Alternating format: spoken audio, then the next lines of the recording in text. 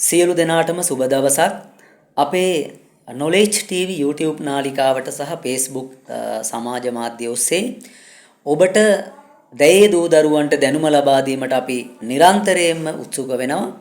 ඒ අතරේ විශේෂයෙන්ම දහම් පාසල් වල අධ්‍යාපනය ලබන දැයේ දූ දරුවන්ට ඒ වගේම උසස් විභාග සඳහා පෙනී සිටින දරුවන්ට පාලි භාෂා දැනුම ලබා දීමටත් ඒ වගේම අපේ Knowledge TV නාලිකාව ඔස්සේ දුවේ පුතේ ශිෂ්‍යත්ව විභාගයට අදාළ විෂයන් පහම සම්බන්ධයෙන් කරුණු ඔබට දැනුවත් කිරීමටත් අපි මේ නාලිකාව තුළින් බලාපොරොත්තු වෙනවා. ඒත් එක්කම සාමාන්‍ය පෙළ උසස් පෙළ දක්වා සිංහල භාෂා දැනුම වර්ධනය කරගන්න අවශ්‍ය විෂය කරුණු ඔබට ඉදිරිපත් කිරීමටත් අපි නිතින්ම බලාපොරොත්තු වෙනවා. හොඳයි දුවේ පුතේ, මේ වීඩියෝවන් නැවත නැවත නැරඹීම තුලින් ඔබට පුළුවන් යහළුවන්ට මේ වීඩියෝ ෂෙයා කරමින් අපේ නාලිකාව හා රැඳී සිටිමින් විෂය දැනුම දිනපතා අලුත් කරගන්න ඔබට හැකියාව තිබෙනවා. අපි අද දවසේදී දුවේ පුතේ අපි බලමු මේ පාලි භාෂාව සම්බන්ධයෙන් වර්තමාන කාල සරල වාක්‍ය හදන්නේ කොහොමද කියලා ඉගෙන ගන්න සුළු වේලාවක්. බලන්න දුවේ පුතේ, සර්වනාම පද කියලා කියන්නේ සෑම නාමයකටම පොදුවේ යෙදිය හැකි නාම තමයි දුවේ පුතේ සර්වනාම පද කියලා කියන්නේ. අපි සිංහලෙන් ඉගෙන ගන්න එපා ඉස්සෙල්ලම. ඔහු ඔව්හු නුඹ නුඹලා මම අපි. ඔහු ඔව්හු නුඹ නුඹලා මම අපි. භාෂාවෙන් වෙනස් වුණාම වචන වෙනස් වෙනවා දුවේ පුතේ. බලමු මේ සිංහල භාෂාවේ වචනවල අර්ථ සඳහා අපි පාලි භාෂාවෙන් තේරුමක් දෙනවා. බලමු. ඔහු ඔව්හු සෝ තේ නුඹ නුඹලා ත්වං තුම්හි මම අපි අහං මයං සෝතේ ත්වං තුම්හි අහං මයං. නුඹ ඔහු ඔව්හු නුඹ නුඹලා මම අපි. බලමු දුවේ පුතේ සරල ක්‍රියාපද ටිකක් අපි අර්ථයෙන් වර්තමාන කාලේ ඒක වචන යයි ගච්ඡති කයි කාදති වඳි වන්දති හැසිරෙයි චරති අසයි සුනාති. මෙන්න මේ වගේ වචන සයති නිදයි බාසති කියයි ගච්ඡතියයි ආගච්ඡති එයි තිට්ඨති සිටි බුඤ්ජති අනුභව කරයි නැත්නම් කයි නැත්නම් වළඳයි. මෙන්න මේ අර්ථ කිහිපේම තවත් දුවේ පුතේ ක්‍රියාපදම දෝවති සෝදයි නිසීදති හිඳි පටිබුජ්ජති අවදි වෙයි නමති නමස්කාර කරයි ගායති ගායනා කරයි වන්දති වඳි. දැන් බලන්න සරලව දුවේ පුතේ මේ වචන හරි ලේසි ඔබට මතකේ රඳවා ගන්න. නමස්කාර කරනවා කියන වචනේ නමති නමස්කාර කරයි. වඳිනවා කියන අර්ථයේ දුවේ පුතේ වන්දති වඳි. පූජේති පූජා කරනවා කියන එකේ දුවේ පුතේ පූජා කරයි. මේ වගේ වචන පාලි භාෂාවේ ඊටාම සරලව අපට ක්‍රියාපද ලෙස වර්තමාන කාල ඒක වචන ක්‍රියාපද ලෙස අපට ඉගෙන ගන්න පුළුවන්. ඔබ දන්නවා දුවේ පුතේ ක්‍රියාපදයක් වුණාම කාල තුනක වර්ණගෙනවා. වර්තමාන කාලේ, අතීත කාලේ නැත්නම් ඉක්ම ගිය කාලේ, අනාගත කාලේ, ඉදිරියට එළඹෙන මතු කාලය කියන කාල තුන. ඒ නිසා දැන් අපි බලමු දුවේ පුතේ පාලි භාෂාවේ මේ සරල සර්වනාම පදත් එක්ක කොහොමද අපි වර්තමාන කාල වාක්‍යයක් අපි හදාගන්නේ කියලා. කතෘ පදයේ මුලට එනවා කර්මපදයේ ක්‍රියාපදයේ. කතෘ කර්මපදයේ ක්‍රියාපදයේ. අපි හැම වෙලේම ඔබට මතක් කරනවා දුවේ පුතේ ක්‍රියාපදයේ කියලා කියන්නේ හැම වෙලේම දුවේ පුතේ ආඛ්‍යාත පදයටම තමයි. නේද? හොඳට කඩපාඩම් කරගන්න අවශ්‍ය ඔබ මේ වීඩියෝ නැවත නැවත නරඹමින් ඔබේ විෂය දැනුම වර්ධනය කරගෙන ඔබ දහම් පාසල් යන බෞද්ධ චර්යාත්මක හැඟීම් තියෙන ගුණගරුක දරුවෙක් වෙන්න පුළුවන්. අම්මලා තාත්තලා දහම් පාසලට දරුවෝ යොමු කරන්නේ සාර ධර්ම සපිරි සමාජයක හොඳ යහපත් සුජාතවත් දරු පරපුරක් අපේ ලක්මෑණියන්ට දායාද කරලීම සඳහා. ඒ නිසා දුවේ පුතේ දහම් පාසල් අධ්‍යාපනය කියන ගිතාමත්ම වැදගත්. ඔබ ඒ සඳහා නිරතුරුවම නිරත වෙන්න කියන කාරණේ අපි ඔබට මතක් කරනවා. ඒත් එක්කම පාසල් පෙළ පොතේ තියෙන බුද්ධ ධර්ම විෂයට අදාළ පාලි ගාථා ඒවා යන්නේ අර්ථය, භාවය මෙන්න මේ ටික අපි කටපාඩම් කරගන්න අවශ්‍යයි. එහෙම වුණාම අපිට හරිම ලේසි දුවේ පුතේ මේ භාෂාව ඉගෙන ගන්න. අද රටේ පාලි භාෂාව ඉගෙන ගන්න විශාල තරඟයක් තියෙනවා. ඉල්ලුමක් තියෙනවා. ගෞරවනීය පොඩි හාමුදුරන් වහන්සේලා, ඒ වගේම ධර්ම දේශනා කරනකොට ගෞරවනීය හාමුදුරන් වහන්සේලා, පිරිවෙන් අධ්‍යාපනය ලබන ගෞරවනීය හාමුදුරන් වහන්සේලා, දරුවෝ, ඒ වගේම පාසල් වල දරුවෝ, දහම් අධ්‍යාපනයේ හදාරන දරුවෝ මේ භාෂාව ඉතාමත්ම වැදගත් විදියට අපි අද කාලේදී හසුරු වෙනවා. අපි බලමු මේ බුදුහාමුදුරන්ගේ භාෂාව නිදුවේ පුතේ.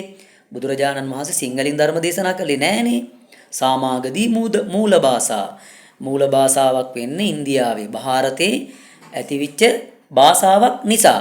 ඒ නිසා දුවේ පුතේ අපට අධ්‍යාපනය ලැබෙන ජීවිතයේ සාර්ථක කරගන්න මේක ඉතාමත්ම වැදගත් වෙනවා. එම නිසා බලමු දුවේ පුතේ අපි සාමාන්‍ය සරල වාක්‍යයක් අදන කෙටි ක්‍රමයක් අපි ඔබට නිර්මාණය කරලා තියෙනවා. කවියකින් අපි ඉගෙන ගන්නවා ඒක. බලමු කියලා. සෝ ආවොත් තියගටයි තේ ආවොත් නින්ති තමයි ත්වං සමග සියගටයි තුම්හේ නම්ත අගටයි අහං සමග මියගටයි මයං සමග මෙය එක්වි වර්තමානයේ හැඩ කරවයි. වර්තමාන කාලේ සර්වනාම පදත් එක්ක දුවේ පුතේ ක්‍රියාපදේ හදාගන්න සරල ක්‍රමවේදයක්. හිතන්න මෙහෙම සෝ ගාමං ගච්ඡති. ඔහු ගමට යයි. සෝ ආවොත් එක්කෙනෙක්නේ ගච්ඡති යයි. එක්කෙනෙක් වුණොත් පුතේ තී ප්‍රත්‍යයෙන් තමයි ඉවර වෙන්නේ. ආචාර්යෝ පාඨශාලං ගච්ඡති. ගුරුවරයා පාසලට යයි. මාතා බත්තං පචති. අම්මා බත පිසයි. දාරකෝ ගේහං ගච්ඡති. දරුවා ගෙදර යයි. අපි කියනවා දාරකෝ ධම්ම පාඨශාලං ගච්ඡති. දරුවා දහම් පාසලට යයි. පාඨශාලං පාසලට, ධම්ම පාඨශාලං දහම් පාසලට. අපි කියනවා සීහෝ වනං චරති. සිංහයා වනේ හැසිරෙයි. මෙන්න මේ විදියට වාක්‍ය රටාවට හදාගන්න හරි ලේසි. වන්දති වඳි, කාදති කයි, චරති හැසිරෙයි, සුනාති අසයි, තිට්ඨති සිටි, දෝවති සෝදයි, සයති නිදයි, බුඤ්ජති වළඳයි, අනුභව කරයි නැතන් කයි, දේශේති දේශනා කරයි, නච්චති නටයි, පූජේති පූජා කරයි, විහෙරති වාසය කරයි වගේ සරල ඒක වචන ක්‍රියාපද දුවේ පුතේ පාඩම් කරගෙන වාක්‍ය රටා හදන්න අපට හරි ලේසි. අද අපි ඉගෙන ගත්තේ මේ සරල කවියෙන් වර්තමාන කාලෙන් කෙටි වාක්‍ය රටා හදන සරල වර්තමාන කාලයේ. කුමාරෝ ගේහං ගච්ඡති. කුමාරයා ගෙදර යයි. සාමණේරෝ දානං ගච්ඡති. සාමණේරයන් වහන්සේ දාණයට වඩී යයි. අපි ස්වාමින් වහන්සේ නමක් නිසා යයි කියන්නේ නැහැ. වඩිනවා කියන ගෞරවාර්ථ වාචී වචනය තමයි දුවේ පුතේ අපි පාවිච්චි කරන්නේ. සෝ අක්කරං ලිකති. ඔහු අකුරක් ලියයි. මෙන්න මේ වගේ වාක්‍ය රටාවන් එක්ක අපට සරල වර්තමාන කාලේ ඉගෙන ගන්න දුවේ පුතේ පුළුවන්කම තියෙනවා. ඒක නිසා අපි මේ කවිය නැවත වතාවක් පාඩම් කරගනිමු. මෙන්න මෙහෙම.